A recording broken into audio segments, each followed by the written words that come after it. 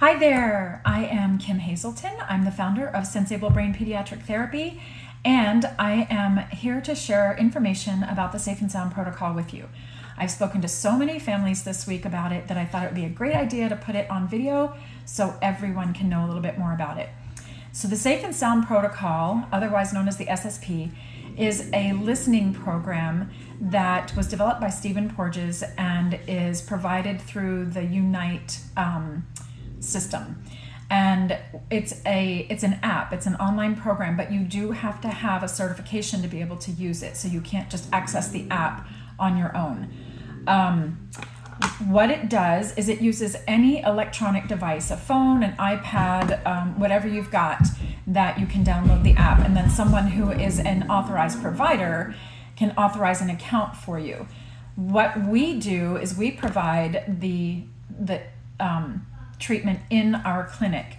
And the reason we do that is because even though it's music, and it's music that you would recognize for the children's program, it plays like Disney tunes, Muppet tunes, a little bit of Taylor Swift, John Denver, folk music, things like that. And it plays a lot of that for the adult version, and then they've got a classical version, and now they've got another version that's more just like the calming music.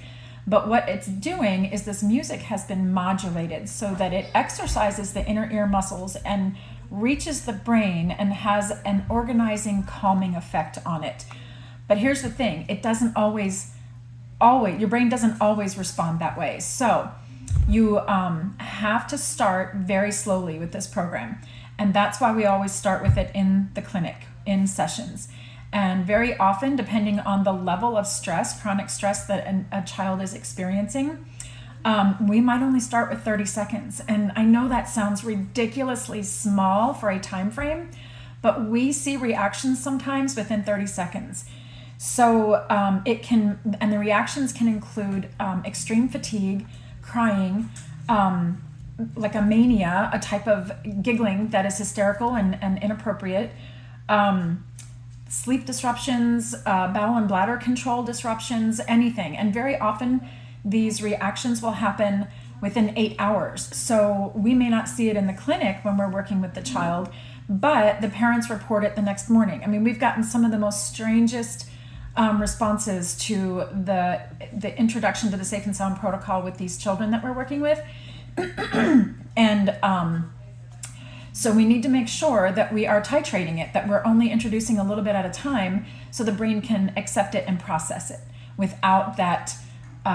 It's almost like a repellent. The brain is trying to resist it because what is happening is it's tearing down walls, it's tearing down scaffolds that the brain builds to protect itself.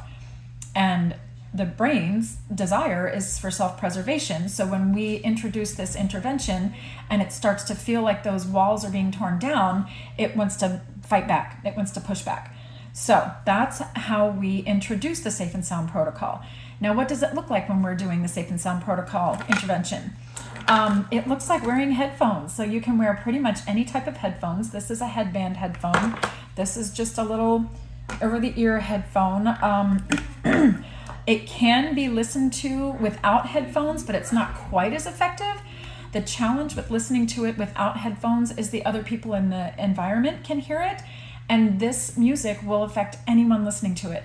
So we do not allow parents to listen to it because typically when parents come in and their child is struggling, they're in a heightened state of stress, and we can't have the child responding to the music and the parents possibly responding to the music with an adverse reaction. An adverse reaction with parents is, typically a little more just irritable. And what we need from the parent is to be the co-regulator, to be the security system, the anchor that the child can lean into as they're going through this program. So the Safe and Sound protocol is a program of music that is 15 hours long. It's broken down into 3 5-hour segments.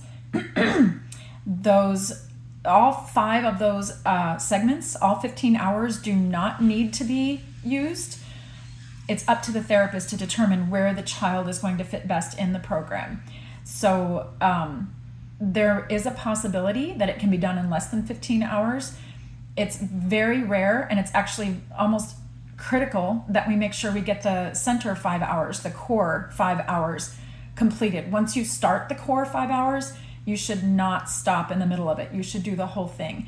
As I said, it affects the brain very powerfully. And when you start breaking down those walls that the brain has built up, if you don't complete the program, there's a vacuum. There's nothing replacing it. So this program helps replace those walls. It tears them down and it replaces it with a more functioning emotional regulation system. But if you stop in the middle, you don't get the benefit of building up that new functioning neurological pattern. So it's very important that if we are working with someone, that they know that if we're working with the Safe and Sound protocol, we need to finish those core 5 hours. And like I said, we have to introduce it very slowly. So it's not typically done within 5 1-hour sessions. It's actually much longer. We try to get to the point where we're doing at least 30 minutes per session, but we start very slow and we watch for reactions and we titrate depending on how the child responds to it. So it may take 15 sessions to get 5 hours worth of intervention completed. It may take 24 sessions to get 5 hours worth of intervention completed. But it's very important to recognize that we need to complete those 5 core hours.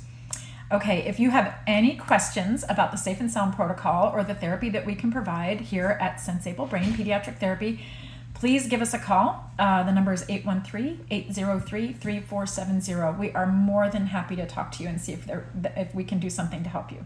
All right, take care, everybody.